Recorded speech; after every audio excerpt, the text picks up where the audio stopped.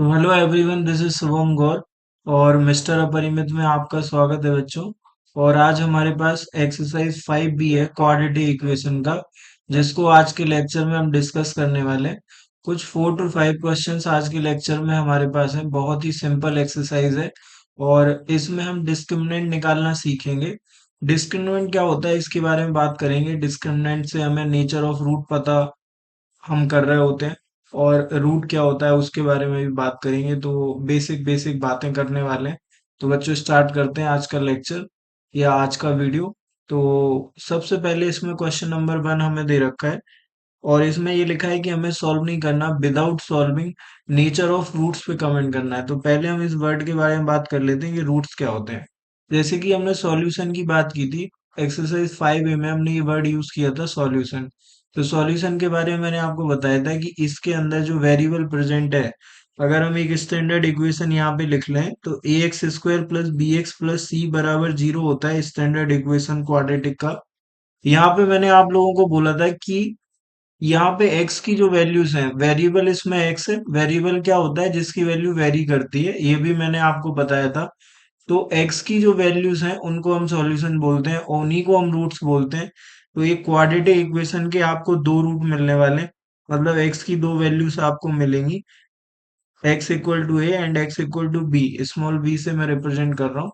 ये कुछ भी ये वैल्यू हो सकती है, बट आप इस बात का ध्यान रखना या दिमाग में रखना कि क्वाड्रेटिक इक्वेशन के जब भी आपको रूट्स मिलेंगे तो हमेशा दो मिलने वाले हैं। ठीक है, सॉल्यूशन की बात करेंगे। अब इसमें कुछ डिफरेंस होता है, रूट्स एंड सॉल्यूशन में क्या डिफरेंस होता है। तो एक इक्वेशन मैं आपके सामने लिख रहा हूँ। जैसे मैं लिखा x² माइनस 4x प्लस का 4 बराबर 0। और एक इक्वेशन और लिख लेता हूं मैं, x² माइनस का 5x प्लस 6 बराबर 0। ठीक है जी। तो ये दो क्वाड्रेटिक इक्वेशन अभी हमारे पास हैं। अब मैं आपसे कह रहा हूँ कि ये a² लिखा है, इस 4 को मैं कह रहा हूँ कि ये 2 का स्क्वायर लिखा है, और इस -4x को मैं माइनस का 2 इंटू एक्स इंटू 2 ऐसे लिख रहा हूँ। तो ये a², ये b², ये माइनस का 2a भी लिखा हुआ है। तो इसको मैं बच्चा x-2 का होल स्क्वायर बराबर 0 लिख सकता हूँ। तो आप यहाँ से समझ सकते हो कि x की जो वैल्यूज हैं, अगर आप स्क्वायर हटाओगे तो x-2 बचेगा बराबर 0। तो हम यहाँ से ये बोल सकते हैं कि x की जो वैल्यू है वो 2 आई है ना। अब आपको ऐसा लग रहा है कि इसकी एक वैल्यू आई है, बट एक्चुअल में हुआ क्या है, ये ऐसे लिखा गया है x-2 और इसके साथ मल्टीप्लाई में x-2 बराबर 0। तो ये जो x की वैल्यू 2 आई है, आई तो एक ही वैल्यू है बट वो आई दो बार है। तो जब इसके रूट्स की बात की जाएगी तो इसके दो रूट बनेंगे, बट अगर इसके सॉल्यूशन की बात की जाएगी तो इसका सॉल्यूशन एक होगा। ये बेसिक डिफरेंस है रूट्स एंड सॉल्यूशन में। तो अगर मैं 2,2 इस तरह से लिख रहा हूँ और रूट्स बोल रहा हूँ, तो हमेशा किसी भी क्वाड्रेटिक इक्वेशन के आपको रूट मिलेंगे तो वो दो ही मिलेंगे, बट सॉल्यूशन कम हो सकता है। तो इसका सॉल्यूशन एक होगा, वह रूट दो होंगे, है ना। अगर आप इसको सॉल्व करने जाओगे तो इसे मिडिल टर्म स्प्लिटिंग से आप सॉल्व कर सकते हो। मल्टीप्लाई करने पे आपको 6 चाहिए होगा, और प्लस माइनस करने पे आपको, प्लस करने पे ही लिख लेते हैं, माइनस का 5 चाहिए। तो आपके फैक्टर -3, -2 बनेंगे। तो इसको मैं आपको सॉल्व करके दिखाता हूँ। ये आपको ऐसे मिलेगी, x² माइनस का 3x माइनस का 2x प्लस का 6 बराबर 0। इधर से हमने x को कॉमन लिया तो x-3 आ जाएगा, और फिर हमने -2 कॉमन लिया तो ये अगेन x-3 बराबर 0 आ जाएगा। तो मैं ऐसे कह सकता हूँ कि एक फैक्टर आएगा x-2 और दूसरा आएगा x-3। इनको आप 0 के बराबर करोगे तो x की आपको दो वैल्यू मिलेंगी, 2 एंड 3।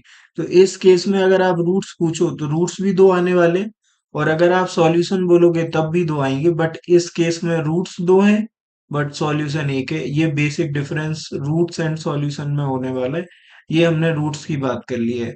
अच्छा, ये कंप्लीट हुआ तो अभी हम आगे चलते हैं।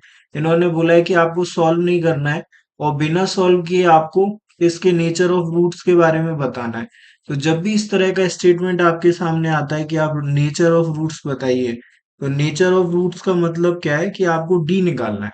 डी बोले तो क्या? डी बोले तो डिस्क्रिमिनेंट आपको निकालना है। तो डिस्क्रिमिनेंट निकलेगा कैसे, अब वो वाली बात करते हैं। तो डिस्क्रिमिनेंट को डी से रिप्रेजेंट किया जाता है, और डिस्क्रिमिनेंट का जो फॉर्मूला है वो b² माइनस 4ac होता है। ये B square minus four A सी क्या चीज है वो और देख लो। जब हमने एक एक्सटेंडेड इक्वेशन आपको लिख के दिखाई थी ए एक्स स्क्वायर प्लस का बी एक्स प्लस सी बराबर जीरो, तो इस इक्वेशन में मैंने आपको बोला था ये जो a है वो एक्स स्क्वायर का कोफिशिएंट है, ये जो b है वो x का कोफिशिएंट है, और ये जो c है वो कांस्टेंट टर्म है। इन्हीं a b c के बिहाफ पे हमने इस d को लिखा है, d equal to B square minus four A C होता है। ये डिस्क्रिमिनेंट निकालने का फॉर्मूला है, और इसके लिए हम तीन कंडीशन लिखते हैं बच्चों। सबसे पहले हमने कहा कि अगर किसी क्वाड्रेटिक इक्वेशन का d जीरो होता है, तो हम इसको ऐसे लिख सकते हैं B square minus four A सी क्या हो गया, जीरो हो गया। तो अगर B square minus four A C zero होता है, तो इस केस में आपको रूट्स जो है वो रियल एंड इक्वल मिलते हैं, रियल भी होंगे एंड इक्वल भी होंगे, जो कि मैंने आपको बताया था। रिसेंटली हम इसी केस के बारे में बात कर रहे थे। ये जो केस है वो रियल एंड इक्वल का केस है ना। इस केस में आपको सेम रूट मिलता है और रियल तो होते ही है। तो ये कब होगा, जब डी की वैल्यू जीरो आएगी। तो डी की तीन ही कंडीशन पॉसिबल है प्रैक्टिकली अगर आप सोचोगे। या तो डी इक्वल टू जीरो हो सकता है, या फिर डी ग्रेटर देन जीरो हो सकता है, या फिर डी लेस देन जीरो हो सकता है। इन तीन के अंदर सारी कैटेगरी कवर हो जाती है। अगर डी ग्रेटर देन जीरो होता है, तो इसका मतलब क्या है कि B square minus four A सी जो है वो ग्रेटर देन जीरो है। इस केस में आपको डिस्टिंक्ट रूट मिलते हैं। डिस्टिंक्ट आप लिख सकते हो, है ना। डिस्टिंक्ट लिख सकते हो, डिफरेंट लिख सकते हो, जो भी आपको समझ में आए। अनइक्वल भी लिख सकते हो।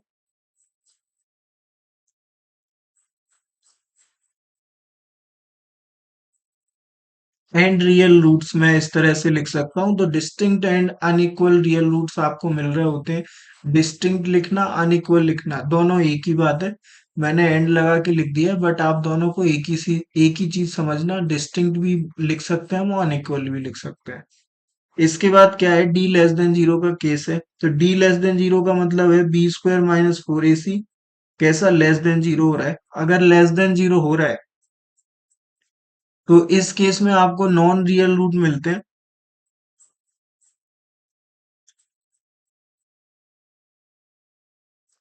और इसको हम इमेजनरी रूट भी बोलते हैं।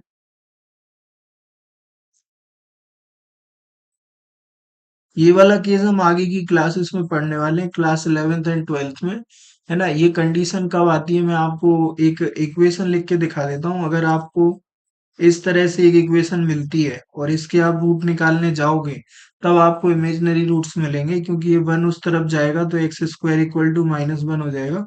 अभी हमें पता है कि किसी भी नंबर का स्क्वायर नेगेटिव नहीं आता है, बट वो रियल नंबर का नहीं आता है। अगर नंबर इमेजिनरी है तो ऐसा हो सकता है, और फिर इसकी पूरी अलजेब्रा हम पढ़ेंगे कॉम्प्लेक्स नंबर के अंदर, क्लास 11th एंड 12th में। तो ये वाली बात है। अभी हम इसको बस यहाँ तक पढ़ के रखते हैं कि डी लेस देन जीरो होता है, तो उस केस में हमें नॉन रियल रूट मिलते हैं या फिर इमेजिनरी रूट मिलते हैं। ठीक है, इतना हम यहाँ से रख सकते हैं अपने पास, और इतनी इंफॉर्मेशन के साथ हम इस एक्सरसाइज को शुरू कर सकते हैं। और इसी के साथ क्वेश्चन नंबर वन आ जाता है हमारे पास। ये क्वेश्चन नंबर वन है, तो हम वन को करते हैं। क्या करना है, हमें डी निकालना है, और डी निकाल के हमें पता चल जाएगा विदाउट सॉल्विंग कि इसके नेचर ऑफ रूट कैसा है।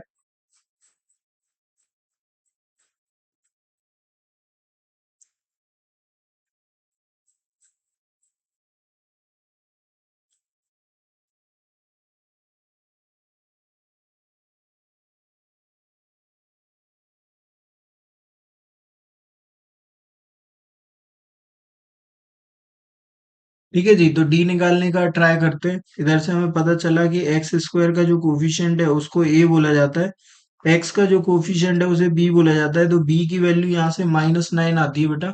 और अगर हम सी की बात करें तो सी कांस्टेंट टर्म है जो कि टू के बराबर आता है। डी को हम डिस्क्रिमिनेंट बोलते हैं, है ना। और डी का फॉर्मूला हमने जस्ट लिखा हुआ है,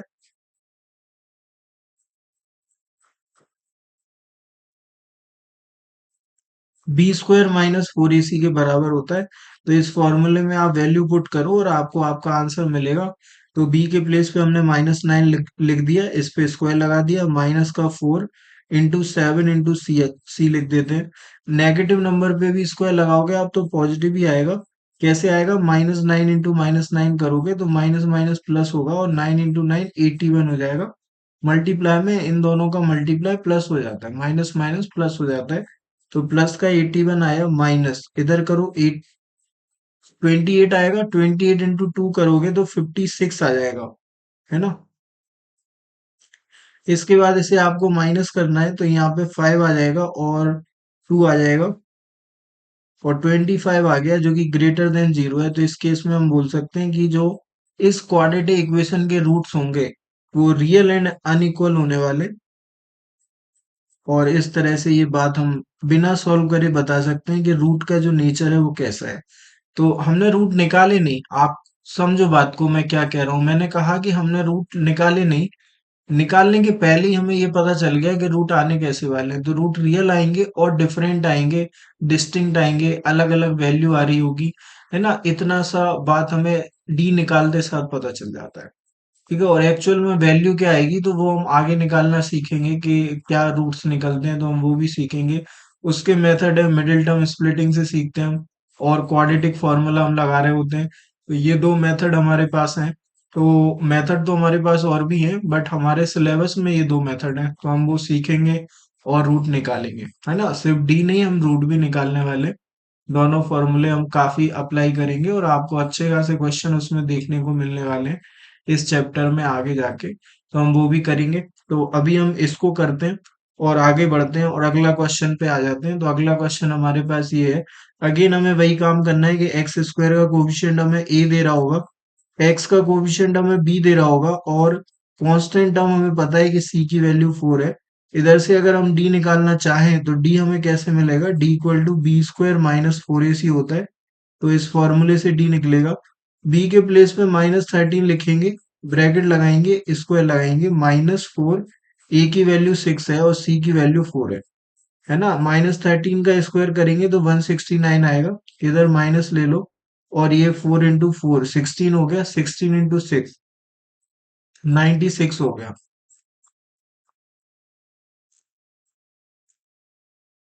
और इधर से आप माइनस कर लो तो आई थिंक मुझे लग रहा है कि 73 मिलेगा। तो इसका भी डी ग्रेटर देन 0 आ रहा है, तो यहाँ पे भी आंसर जो है वो रियल एंड अनइक्वल आने वाला है। तो सिंपल क्वेश्चन है, बस वैल्यू पुटिंग का काम आपसे करवा रहे हैं। तो यहाँ भी हमें रियल एंड अनइक्वल मिलेगा। आगे चलते हैं, अगले पे चलते हैं। अगला क्वेश्चन ही है हमारे पास। और आप देखो यहाँ पे हमने ए की वैल्यू निकाली जो कि 25 आएगी। फिर मैंने बोला कि मैं बी निकाल रहा हूँ तो बी -10 आएगा, देन सी निकाला तो सी 1 आ गया। और डी निकालने जाओगे तो बी स्क्वायर -4ac से निकलेगा। तो बी स्क्वायर -4ac लगाते, बी की वैल्यू -10, ब्रैकेट लगा के स्क्वायर माइनस का 4 इंटू ए 25 हो गया, सी 1 हो गया। तो -10 का स्क्वायर 100 हो गया और इधर माइनस का 100 बराबर 0। तो डी की वैल्यू 0 आ गई, तो इस केस में चेंज हुआ है। तो यहाँ से आपको रियल एंड इक्वल रूट मिलने वाले, जिस केस की हम ऑलरेडी बात कर भी चुके हैं, मैंने आपको दिखाया है ये वाला केस। और सबसे ज्यादा क्वेश्चन बच्चा इसी केस पे आपको आपको देखने को मिलेंगे। तो इस केस को आपको दिमाग में अच्छे से रखना है। डी की वैल्यू जब भी 0 आएगी तो रियल एंड इक्वल रूट मिलेंगे आपको, रियल एंड इक्वल मिलेंगे। और क्वेश्चन आपसे ऐसे पूछा जाएगा कि रियल एंड इक्वल रूट है, देन आप के फाइंड करो।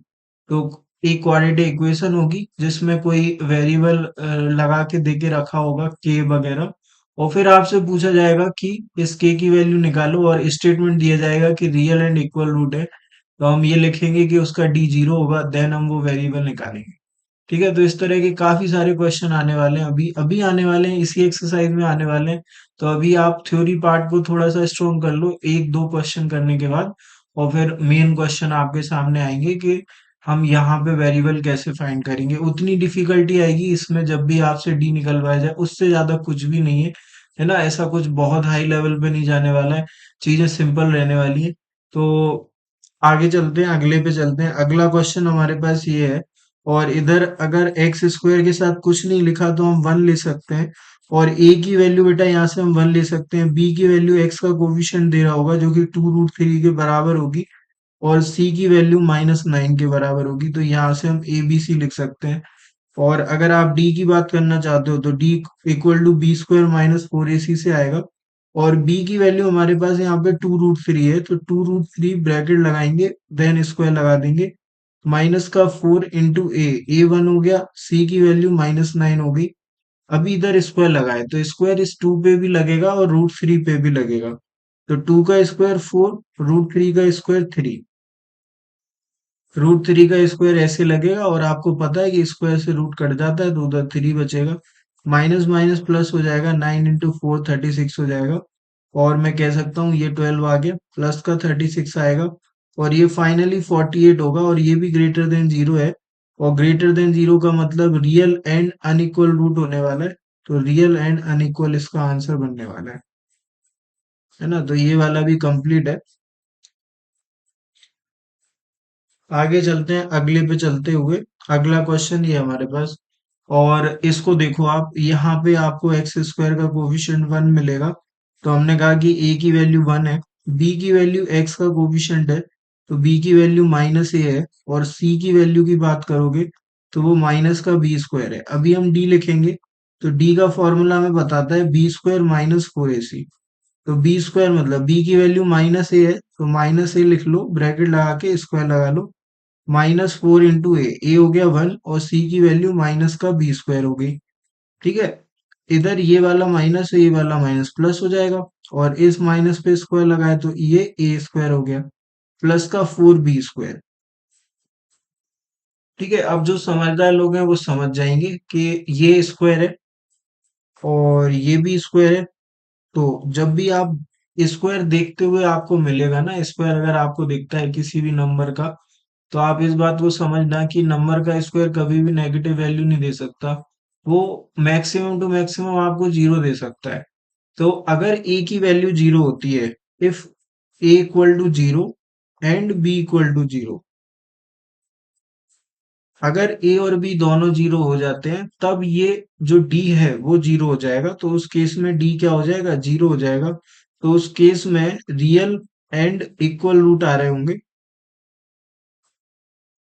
बट अगर ये दोनों जीरो के अलावा कुछ भी होते हैं, अगर ए की वैल्यू जीरो नहीं होती है एंड बी भी जीरो नहीं होता है, या फिर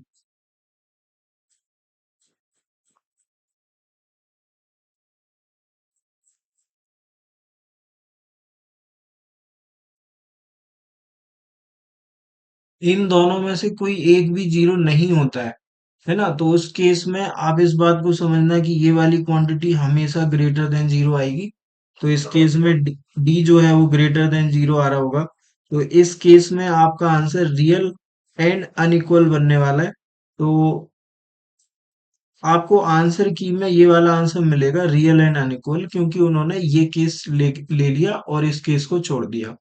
ऐसा कुछ हमें इंफॉर्मेशन देके नहीं रखा है कि ए की जो वैल्यू है वो जीरो नहीं हो सकती है एंड बी की वैल्यू जीरो नहीं हो सकती है ना। तो अगर हम इस केस को कंसीडर करें तो रियल एंड इक्वल होगा, बट ऐसा एक ही केस है जो कि ये वाला है। अगर हम इसको छोड़ के इसको लेते हैं तो इस केस में हमेशा डी ग्रेटर देन जीरो आपको मिलेगा, और उस केस में रियल एंड अनइक्वल आपको आंसर मिल रहा होगा।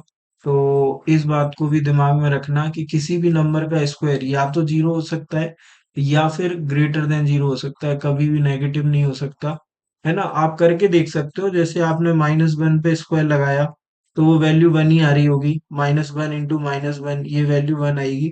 अगर आपने माइनस टू पे स्क्वायर लगाया तो आप इसको minus two into minus two लिख रहे होगे, तो ये वैल्यू भी प्लस का फोर आएगी। है ना, माइनस पे स्क्वायर लगाओगे तब तो पॉजिटिव आएगा ही, प्लस पे लगाओगे तो कॉमन सेंस है कि वो पॉजिटिव ही आएगा। और अगर आपने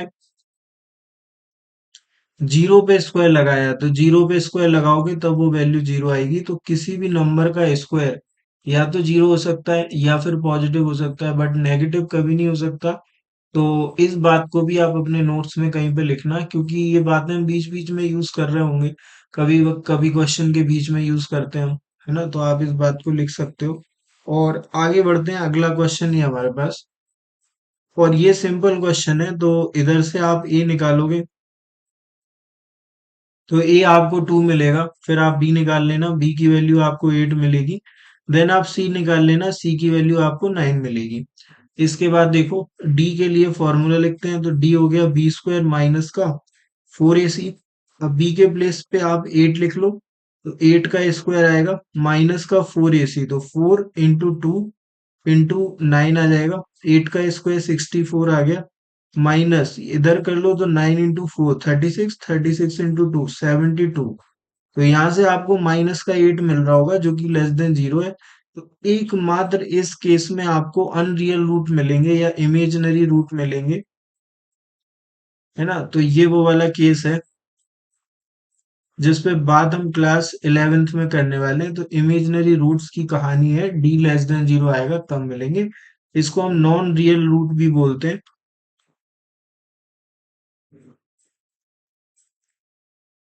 तो ये इसी के साथ ये क्वेश्चन नंबर 1 कंप्लीट हो जाता है। तो हम क्वेश्चन नंबर 2 पे जाएंगे इसके बाद।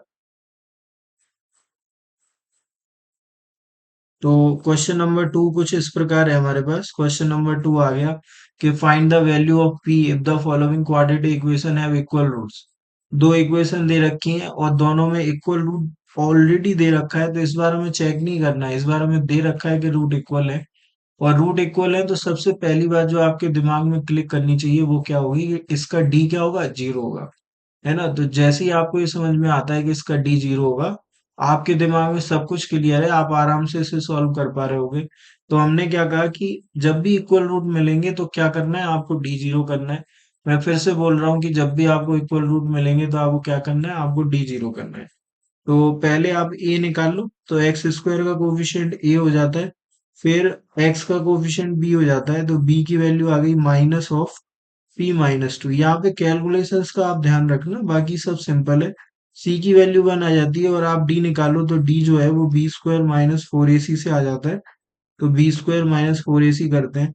अभी b की जो वैल्यू है वो माइनस ऑफ p-2 है, और इस पे स्क्वायर लगाए तो ब्रैकेट लगा के लगाएंगे, और माइनस का 4 इंटू ए हो गया 4 और c हो गया 1। इस माइनस पे स्क्वायर लगेगा तो पॉजिटिव हो जाएगा। तो ये हमारे पास आ रहा है p-2 का स्क्वायर, और ये 4 इंटू 4 16 हो गया। और हमें पता है कि डी 0 होगा तो इक्वल टू में 0 लिख लेते हैं। ठीक है जी। अब देखो आप p-2 का स्क्वायर ओपन करो, तो ए स्क्वायर प्लस का बी स्क्वायर, तो 2 का स्क्वायर 4 माइनस का 2ab, तो माइनस का 2 इंटू पी इंटू 2 माइनस का 16 बराबर 0।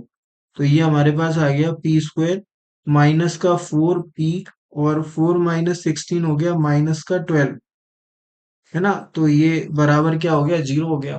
अब आपको क्या है, मिडिल टर्म स्प्लिटिंग करनी है। तो मिडिल टर्म स्प्लिटिंग करना आपने सीख रखा है, नहीं सीखा है तो अभी सीख जाओगे। इसको देख लो आप ध्यान से, आपको दिख रहा है पी स्क्वायर, और आपको दिख रहा है माइनस का 4p, और आपको दिख रहा है माइनस का 12। तो ये आ गया।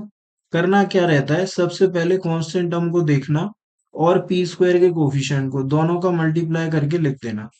तो दोनों का मल्टीप्लाई होगा माइनस का 12, है ना। तो दो नंबर जिनका प्रोडक्ट -12, और प्लस करने पे आपको पी का कोफिशिएंट मतलब -4, ये आपको मिल जाएगा, तब आप मिडिल टर्म स्प्लिटिंग लगा सकते हो।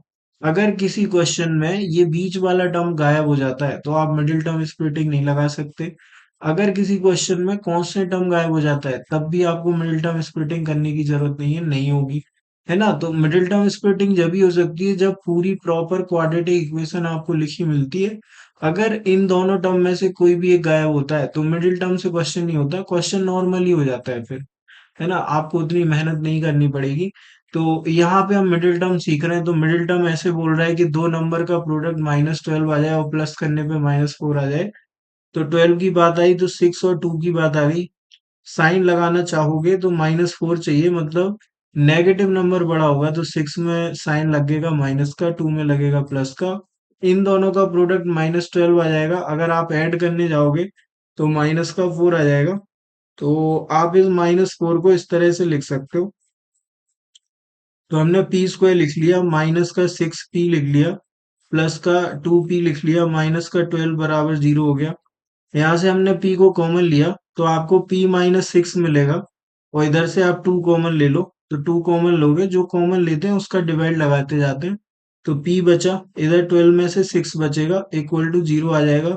तो एक फैक्टर आपके पास आएगा p-6 और दूसरा फैक्टर आपके पास आएगा p+2 बराबर 0। तो यहाँ से p की दो वैल्यू आती है, p-6 बराबर 0 और p+2 बराबर 0, है ना। ये हम कैसे लिख रहे होते हैं इस बात को, जब भी हम ये कहते हैं कि दो नंबर का प्रोडक्ट 0 है, तो दोनों में से कम एक नंबर तो 0 होना चाहिए। तो या तो p-6 0 होगा या फिर p+2 0 होगा।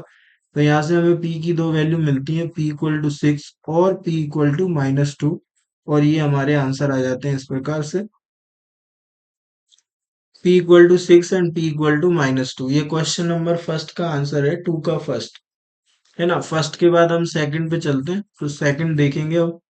सेकंड हमारे पास था एक्स स्क्वायर प्लस का p-3 इंटू एक्स, ये है। और साथ में क्या है, और साथ में हमारे पास है प्लस का p बराबर 0। सेम क्वेश्चन है, आपको फिर से पूरा प्रोसेस करना है। तो एक्स स्क्वायर का कोफिशिएंट 1 यहाँ पे दिख रहा है, तो a की वैल्यू 1 आती है, b की वैल्यू आपको p-3 मिलेगी और c की वैल्यू आपको p मिलेगी। यहाँ से आपको करना क्या है कि अब आपको भाई d निकालना है, d=b² - 4ac होगा। तो वहां से आप d निकाल सकते हो। अब b की वैल्यू, अच्छा p-3 इस क्वेश्चन में आपको दिख रही है, तो p-3 का होल स्क्वायर आएगा माइनस का 4ac। तो माइनस का 4 इंटू a की वैल्यू 1 आती है, c की वैल्यू p आती है, और ये भी 0 के बराबर होगा, है ना, क्योंकि क्वेश्चन कहता है कि इसका जो रूट्स है वो इक्वल रूट्स हैं, तो ये वाला केस बनेगा। अब p-3 का स्क्वायर लिखेंगे हम, और माइनस का 4p बराबर 0 हम लिख सकते हैं। ठीक है, इसको हम सॉल्व करेंगे तो a-b का स्क्वायर, अगेन इसको जब भी आप ओपन करोगे तो a-b के होल स्क्वायर से करना। तो a स्क्वायर आएगा प्लस b स्क्वायर, मतलब 3 का स्क्वायर आएगा, माइनस का 2ab, तो माइनस का 2 इंटू p इंटू 3 आएगा, माइनस का 4p बराबर 0 आ जाएगा, तो p स्क्वायर आएगा, प्लस का 9 आएगा, माइनस का 6p आएगा, माइनस का 4p बराबर 0 आ जाएगा। तो यहाँ से मैं बोल सकता हूँ इन दोनों का सम p² माइनस का 10p आएगा और प्लस का 9 बराबर 0। तो अगेन ये आपको मिडिल टर्म स्प्लिटिंग करने की बात फिर से आ जाती है। तो ये क्वाड्रेटिक इक्वेशन अब मिडिल टर्म में आ चुकी है, मिडिल टर्म स्प्लिटिंग करना है। तो p² का कोफिशिएंट अगेन 1 है, तो मल्टीप्लाई करने पे आपको 9 की रिक्वायरमेंट होगी, और प्लस करने पे माइनस का 10। तो दो नंबर चाहिए जिनका प्रोडक्ट 9 हो, और प्लस करने पे -10।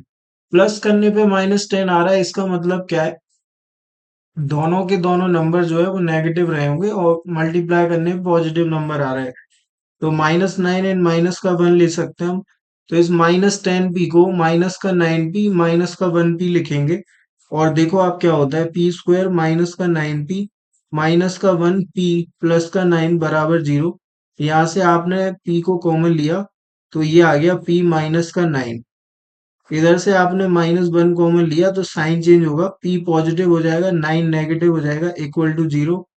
p-9 को कॉमन लेना, तो एक फैक्टर आपको मिलेगा p-9 और दूसरा फैक्टर आपको मिलेगा p-1 बराबर 0। तो यहाँ से आपको p की दो वैल्यू मिलेंगी, p-9 बराबर 0 और p-1 बराबर 0। तो p की दो वैल्यू, एक तो p की वैल्यू 9 आएगी और p की वैल्यू आपको 1 मिल रही होगी। तो इस तरह से आपके दो आंसर आ जाते हैं, p की वैल्यू 9 एंड 1 आएगी। बच्चा इस क्वेश्चन को फिर से देखना आप, ये वाला जो क्वेश्चन हमने करा है, इस स्टेप से हम चाहते तो इस क्वेश्चन को कम स्टेप्स के अंदर भी कर सकते थे। तो मैं इसको भी साइड में लिख रहा हूँ फिर से आपके लिए। मैंने कहा कि ये जो हमारे पास था p-2 का स्क्वायर माइनस का 16 बराबर 0 था। अगर आप मिडिल टर्म स्प्लिटिंग से बचना चाहते हो तो इस 16 को उधर ले जाओ, तो p-2 का स्क्वायर आपको मिलेगा प्लस का 16। ये स्क्वायर हटाओगे तो रूट लगेगा, तो p-2 इक्वल टू रूट आएगा, और प्लस माइनस भी आएगा, तो प्लस माइनस √16 आएगा। तो p-2 की जो वैल्यू है वो +-4 के बराबर आ रही होगी, क्योंकि 16 का रूट 4 होगा। अब आप इसको दो बार ओपन कर लो, p-2 equal to 4 and p-2 equal to minus का 4। तो यहाँ से 2 उस तरफ गया, तो p की वैल्यू आपको 6 मिलेगी, और दूसरे केस में p-2 बराबर -4 लिखा है, -2 RHS में जाएगा तो p की वैल्यू -4 प्लस का 2 होगी, इस तरह से p की वैल्यू -2 आ रही होगी, तो आप ऐसे भी कर सकते हो। ये भी एक तरीका हो सकता है।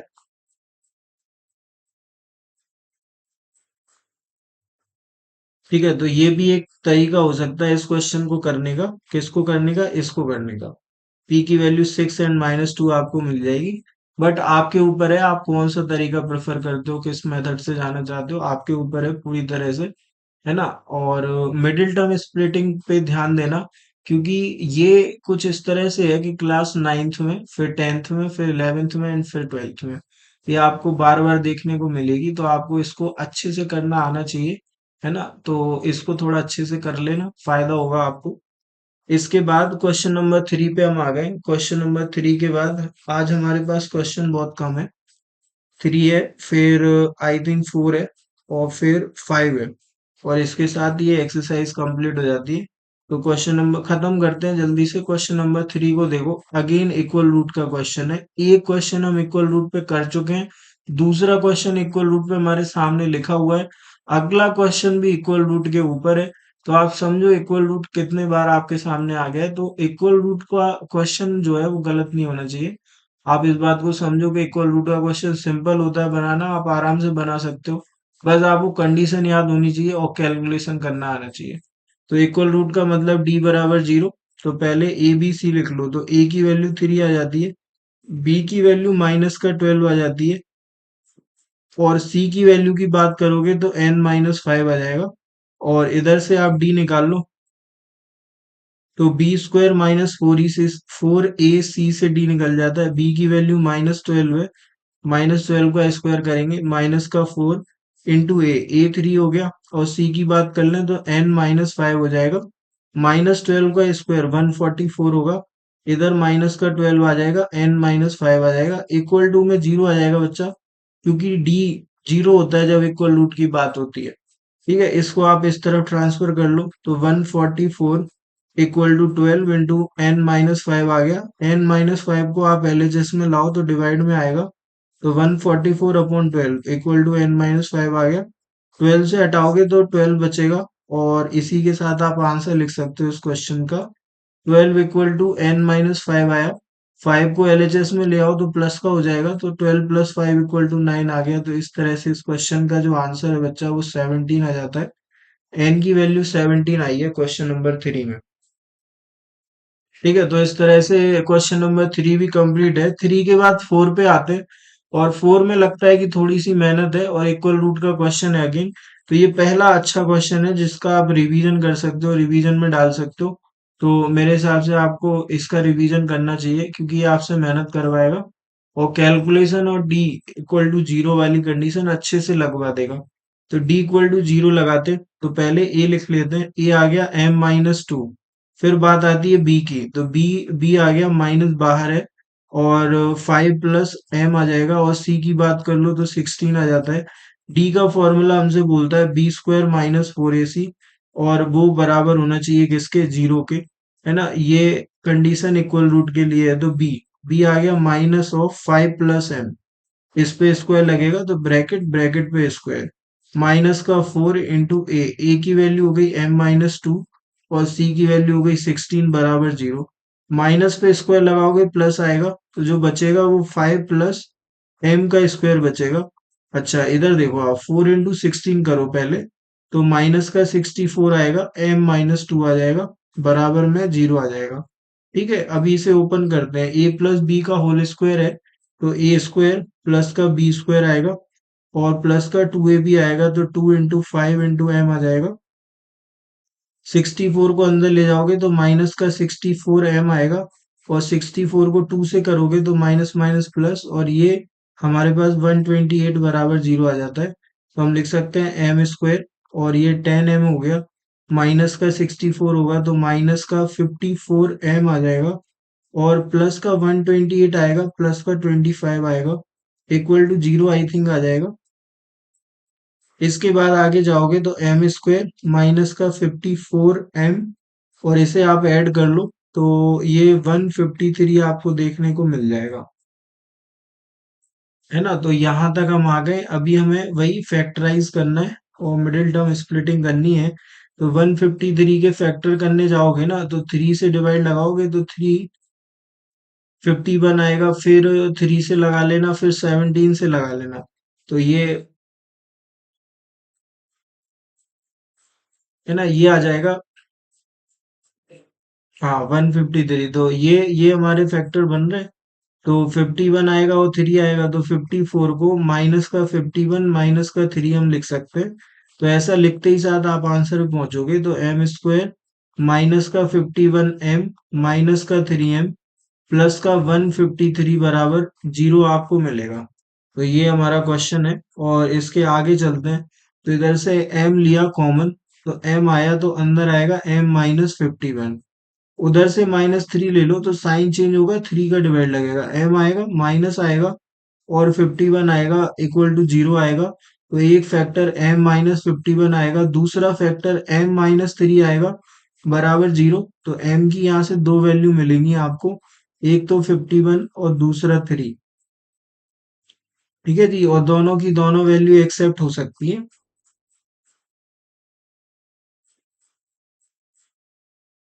तो मुझे लगता है दोनों वैल्यू एक्सेप्ट हो सकती है, कोई प्रॉब्लम नहीं है। अगर आप यहाँ पे 3 लिखते हो तो ये एक्स स्क्वायर का कोफिशिएंट 0 नहीं हो रहा है। बस आपको इतना चेक करना है कि कोई वैल्यू आपने निकाली और उसमें एक्स स्क्वायर का कोफिशिएंट ही 0 हो गया, तो वहां पे प्रॉब्लम आ सकती है। तो इधर 0 नहीं हो रहा है तो कोई प्रॉब्लम नहीं है, 51 लिखो आप आराम से। ठीक है ना, 51 लिखो, 3 लिखो, जो आपको लिखना है वो लिखो। तो दोनों के दोनों चलेंगे, कोई प्रॉब्लम नहीं है। अगले पे चलते हैं। और इसी के साथ लास्ट क्वेश्चन पे हम आ गए। ठीक है, तो लास्ट क्वेश्चन है हमारे पास करने के लिए, और इसी के साथ ये एक्सरसाइज खत्म हो जाती है। तो इसको भी जल्दी से खत्म करते हैं और आपको फ्री करते हैं। तो find the value of K for which the equation has distinct and real root. तो डिस्टिंक्ट एंड रियल का मतलब है डी ग्रेटर देन 0। तो डी के लिए इक्वेशन लिखते हैं, ए की वैल्यू 3 है, बी की वैल्यू -6 है, और सी की वैल्यू आई थिंक के है ना। तो डी लिखा जाता है b² -4ac बराबर 0 से, सॉरी बराबर 0 नहीं, ग्रेटर देन 0 से। तो बी की वैल्यू -6 आएगा, -4, ए कितना है 3 है, और सी कितना है के है, ग्रेटर देन 0। -6 का स्क्वायर 36, 4 इंटू 3 12। तो 12 के इज ग्रेटर देन 0, है ना। इसको आप इस तरफ लाओ, इनइक्वालिटी के साइन में आप इनको घुमा सकते हो, बट ऐसा नहीं कर सकते। आपके माइनस साइन का मल्टीप्लाई अगर आप करते हो दोनों साइड तो आपको साइन चेंज करना पड़ेगा। उस बात पे भी हम बहुत अच्छे से बात करने वाले हैं, क्योंकि लीनियर इनइक्वेशन करके हमारे पास चैप्टर है जिसकी एक्सरसाइज बहुत जल्दी आने वाली है। तो हम इस पे भी बात करेंगे। अगर आप इसको इधर उधर ले जाओगे कोई प्रॉब्लम नहीं है, आप ले जा सकते हो। 36 आएगा, इधर ग्रेटर देन ही रहेगा, इधर 12 के आ जाएगा। अब मैं आपसे ये कह रहा हूँ कि जब आप इस 12 को इस तरफ लाओगे तो ये पॉजिटिव है। पॉजिटिव नंबर तो लाया जा सकता है, बट अगर ये नंबर नेगेटिव होता तो इधर साइन चेंज हो जाता। मैं ये बात कर रहा हूँ, है ना। तो पॉजिटिव नंबर को आप ला सकते हो। तो 36/12, इधर साइन और इधर के, है ना। 12 से ये कट गया तो ये 3 आ गया। तो के की तरफ लेस देन का साइन है, तो आप ऐसे लिख सकते हो के लेस देन 3। तो ये आपका आंसर बनेगा क्वेश्चन नंबर 5 का। और इसी के साथ ये एक्सरसाइज खत्म हो जाती है। ठीक है ना। तो आगे की एक्सरसाइज अगली क्लास में कर लेंगे, नेक्स्ट डे कर लेंगे। तो अगर आपने यहाँ तक देख लिया है तो इसको आपको शेयर करना है। और किसके साथ करना है शेयर? क्लास 10th के स्टूडेंट के साथ करना है।